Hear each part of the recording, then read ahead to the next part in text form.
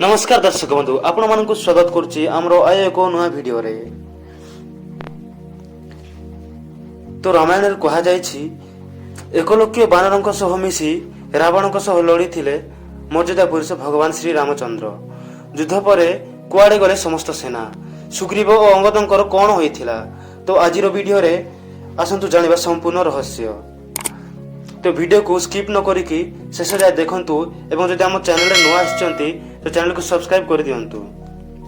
पौराणिक कथा अनुसार श्री राम अयोध्यार राज्य पाइबा को जाउथिबा बेले माता कैकेयी द्वारा प्रभु को 14 वर्ष वनवासर सम्मुखीन होगा पड़ता। तेज जितेबाला से वनवास समाप्त कर आसिले सेतेबाला मर्यादा पुरुषोत्तम प्रभु श्री राम कहगला। वनवास समय प्रभु अनेक असुविधार सम्मुखीन होते।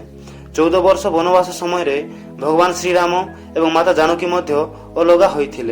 जड़े ऋषि बेश आसीथिबा रावण माता सीता को अपहरण करी सांगरे नहीं लंका को चली जाइथिले।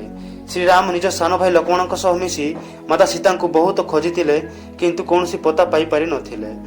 माता सीता को खोजिबा पई भगवान श्रीराम जड़े उत्सर्गीकृत भक्त हनुमान मध्य सहाय्य करथिले। प्रथमे से एकाकी समुद्र पार होई लंका जाइथिले एवं श्रीराम मुदी को माता सीता को देई फेरी आसीथिले।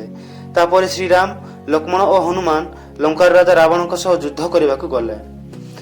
श्रीराम लक्ष्मण और हनुमान सहित एक बड़ बानर सेना मध्य रावण विरुद्ध युद्धर एक अंश होते। वाल्मीकि रामायण यही कथा उल्लेख करा जायछि। बानर सेना भगवान राम सह युद्ध में भाग नहीं, किंतु प्रश्न उठुछि जे रावण विरोध युद्ध श्रीराम का विजय पर यही बानर सेना कुआड़े गले और सुग्रीव अंगदंकर कौन हैला।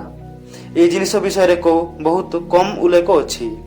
एही सैन्य बाहिनी साहाय्य भगवान राम समुद्र उपर एक सेतु निर्माण करथिले। रावण विरोध लड़िबा पई युद्ध श्रीराम एक विराट सैन्य थिले। कहा जाए जे एही सेना रे मांकड़क संख्या प्राय 1 लक्ष थिला। एते बड़ बानर सेना कुआड़े गला एहाकु नै कोनोसी स्थान रे उल्लेख करा जाय नाही। तेबे एही सेना रे सुग्रीव, अंगद, नल एवं नील भली महान और वीर योद्धा थिले। युद्ध परे सुग्रीव को किष्किंधार राजा करा जायथिला। किष्किंधा कर्णाटक तुंगभद्रा नदी कूल बेलारी जिले में अवस्थित। किष्किंधार अनेक स्थान में बड़ बड़ गुंफा अच्छी। कहा जाए जे श्रीराम एवं लक्ष्मण वनवास समय एठारे रहिथिले। एही गुंफा गुड़िक एक बानर साम्राज्य थिला। भगवान राम एही बानर मानक सहित समय बिताई थिले। तेबे सुग्रीव किष्किंधार राजा होइथिला बेले बालीर पुत्र अंगद एही राज्यर राजकुमार होइथिले।